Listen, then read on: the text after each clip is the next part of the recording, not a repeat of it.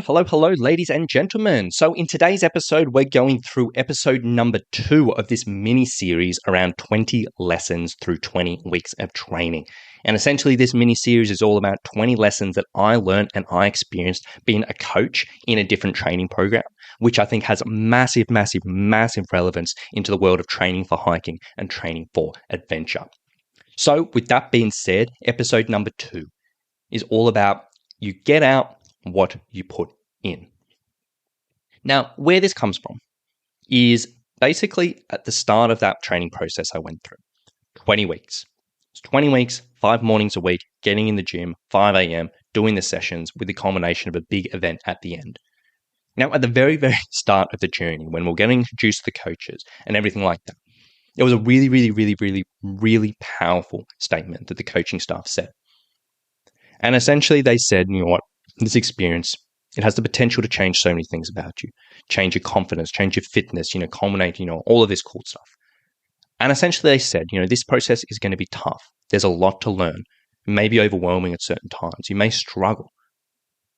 But essentially, for this entire process, you are going to get out what you put in.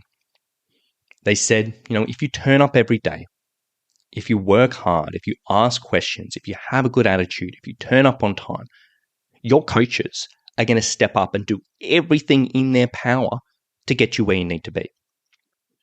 However, they said, if you do the bare minimum, if you're skipping sessions, if you're late, if you don't listen, if you're not engaged, you have a bad attitude, or whatever it may be, if you're just doing that bare minimum, the coaches are also probably going to do the bare minimum for you. They said they'll get you to the end. They'll do that base level of training, that base level of instruction. But that's probably really going to be it. You're going to get out what you put in. Now, for me, this really resonated with me because I was like, as you listened to the last podcast episode, that process was pretty important. And I was like, I'm here to give it my all. So, for me, I turned up to all the sessions through the process. I made sure I was on time. I did some extra classes where I could get more face time with a coach, where I could learn things. I took notes. I asked questions. I worked on things I was struggling with in my own time. And in turn, my coaches stepped up. They gave me extra advice. They were in my corner. They helped me through tough things. They helped figure things out. You can just see them really engaged because I was putting in so much. They also did the same. Now, this was my personal experience as an athlete in this situation. Because, on the flip side, there were people who just weren't engaged. They would only turn up to 4 sessions in a week. They'd be late to sessions. They'd sort of roll in and just wouldn't listen or whatever it may be. And yeah, the coaches helped them. They did what they were paid to do, but they weren't going that extra mile for them, which is absolutely fair enough. Now, this is my personal experience as an athlete or a participant in this situation. But in my professional experience, it's exactly the same on the flip side of things. For me, I've been a personal trainer for over 10 years. I've been working with hikers for over 5 or 6 years. I've trained hundreds of clients, both general population hikers over the years. I've done small group training where we've had 20, 30 people in a room where I've trained probably thousands more. I've had lots of friends who have been trainers and heard stories of many more. And this all rings true in all of those environments. You get out what you put in. Now, through Summit Strength, we have a lot of people come on board, and we do have a pretty thorough screening process around, people can't just sign up on our website. We have proper conversations with people before we get them on board because we want people who are going to be engaged. But in all honesty, some people still come in. They have, their big intentions on the conversations we have. They're happy to get started, but they come into our programs, they really do the bare minimum, if that. They're constantly skipping sessions. They just don't communicate. They're a bit, well, you can say they have a better attitude.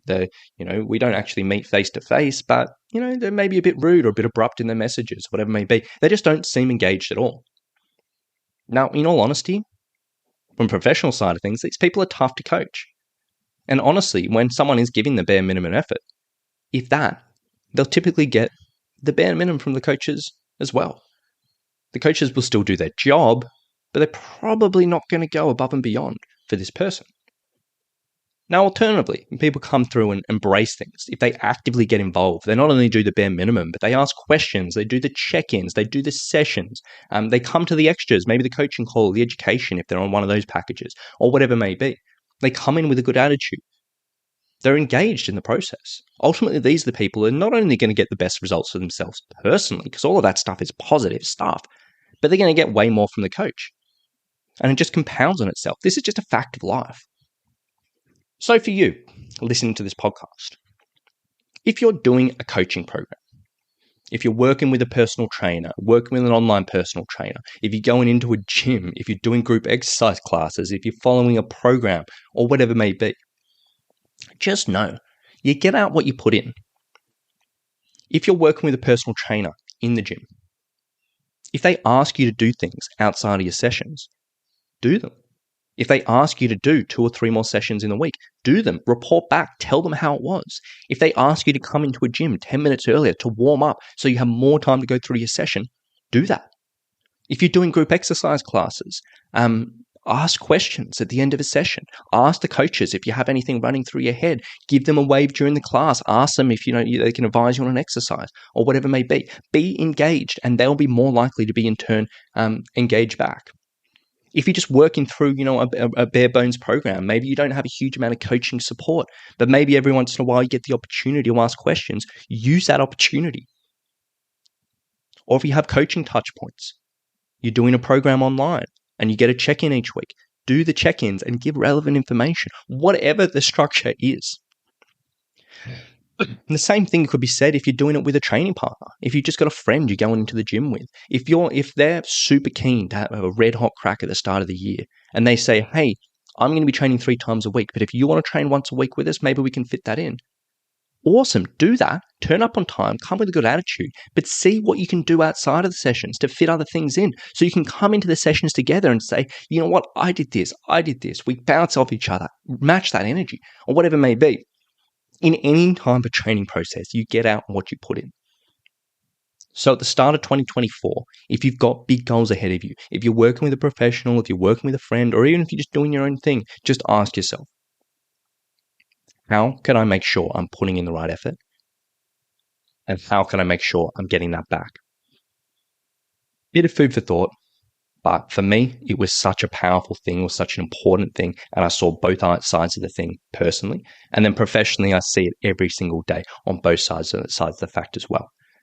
So keep it top of mind, put some thought into it, and hopefully that can make a bit of a difference for a lot of people for 2024. So with that being said, I hope you've enjoyed the episode, and we'll be back with the next one for lesson number 3.